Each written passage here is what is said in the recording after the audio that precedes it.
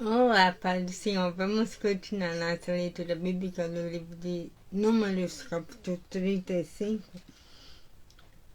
As cidades dos levitas. Nas planícies de Moabe, perto do rio Jordão, na altura de Jericó, que ficava no outro lado do rio, o Senhor disse a Moisés o seguinte: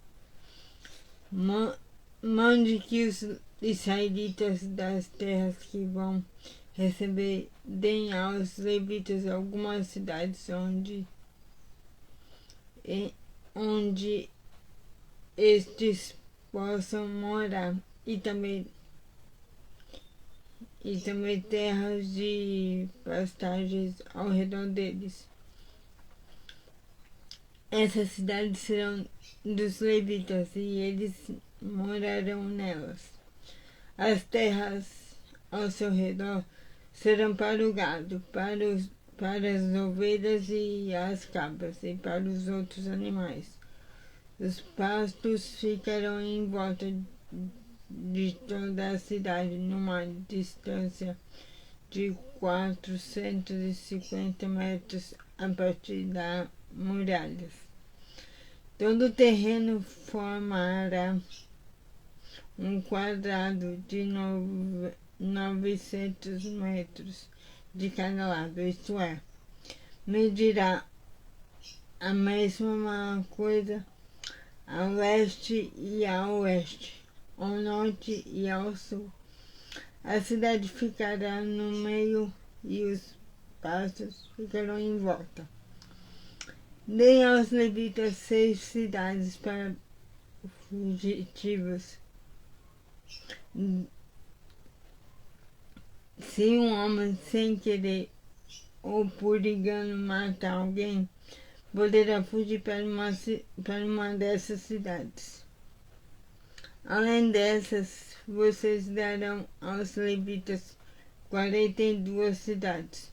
Portanto, o total será de 48 cidades, todas elas em pastos ao redor. O número de cidades de levitas em cada tribo será determinado pelo tamanho do seu território, isto é, dos territórios maiores será escolhido um número maior de cidades, e dos territórios menores, menor número de cidades. As cidades para fugitivos. O Senhor Deus mandou que Moisés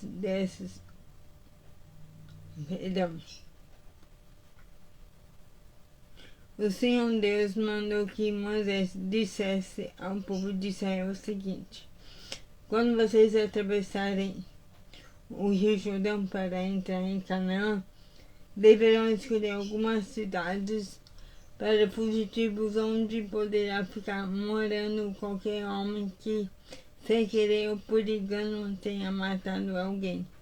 Ali ele ficará a salvo do parente da vítima que estiver procurando vingança e não morrerá sem ter sido julgado.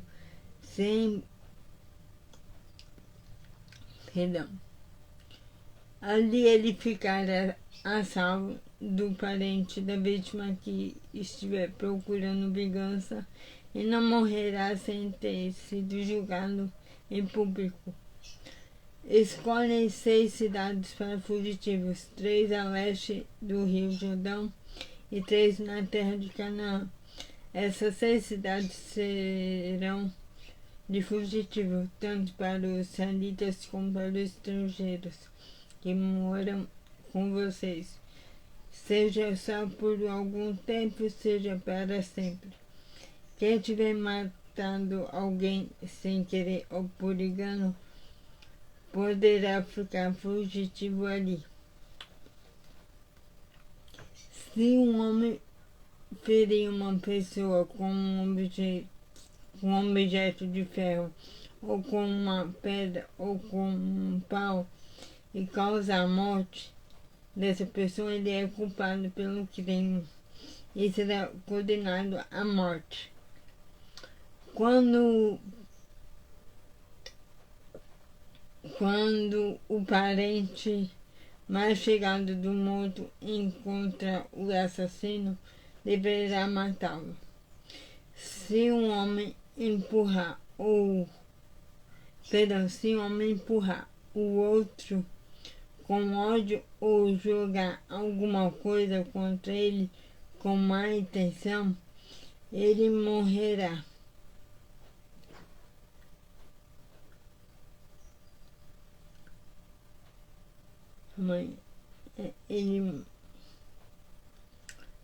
Se um homem empurrar o outro com ódio ou jogar alguma coisa contra ele com má intenção e ele morrer, ou se um homem esmurrar um inimigo e esse morrer, o culpado será morto, pois é um assassino.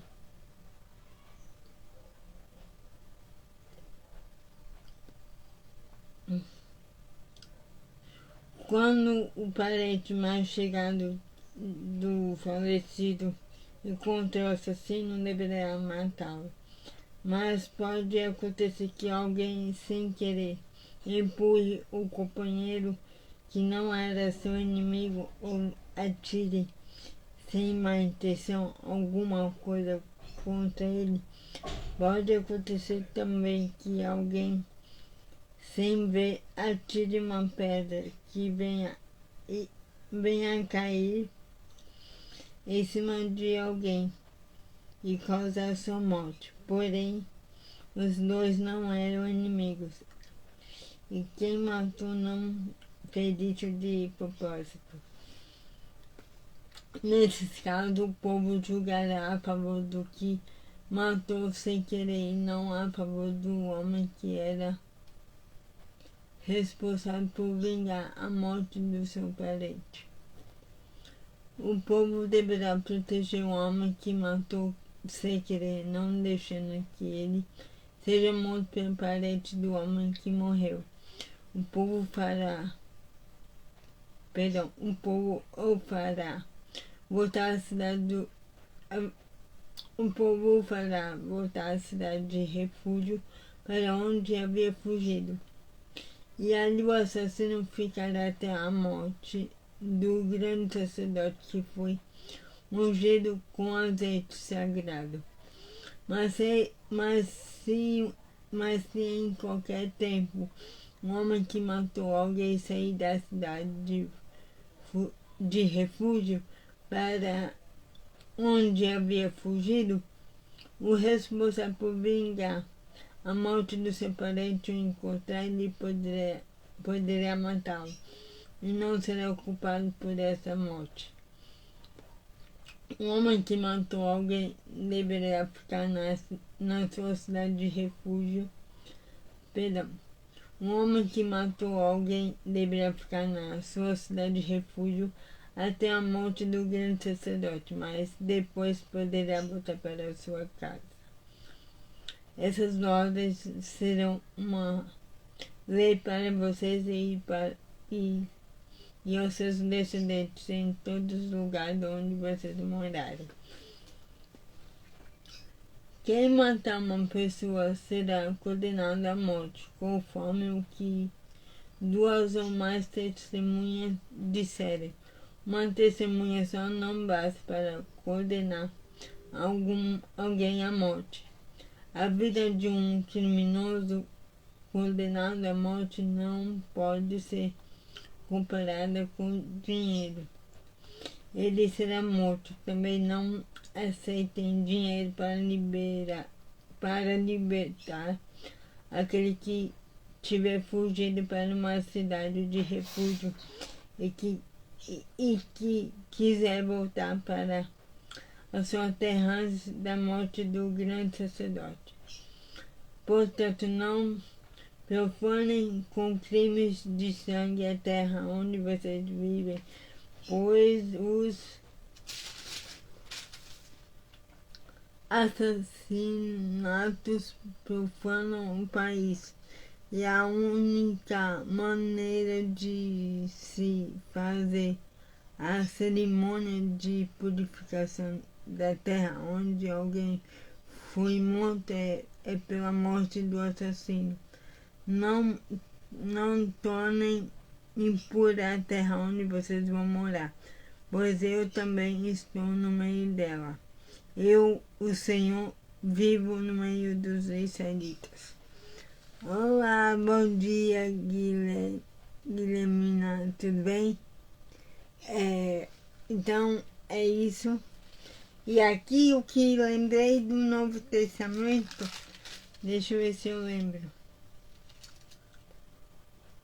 Tem uma parte aqui que eu lembrei.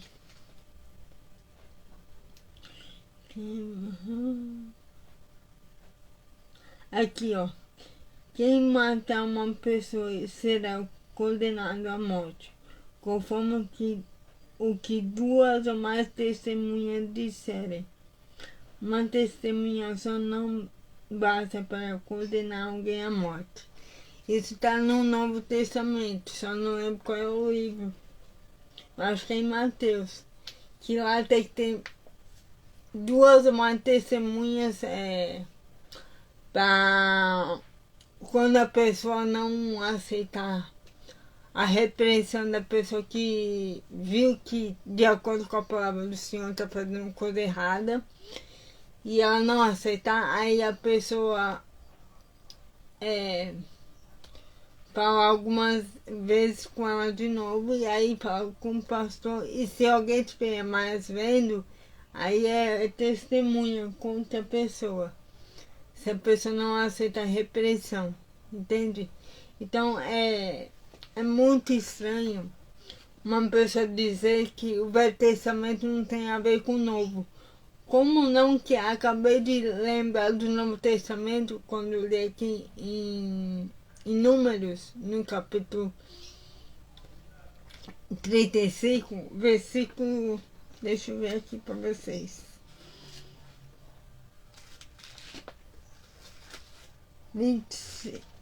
35, perdão. Versículo 35 capítulo 35, versículo.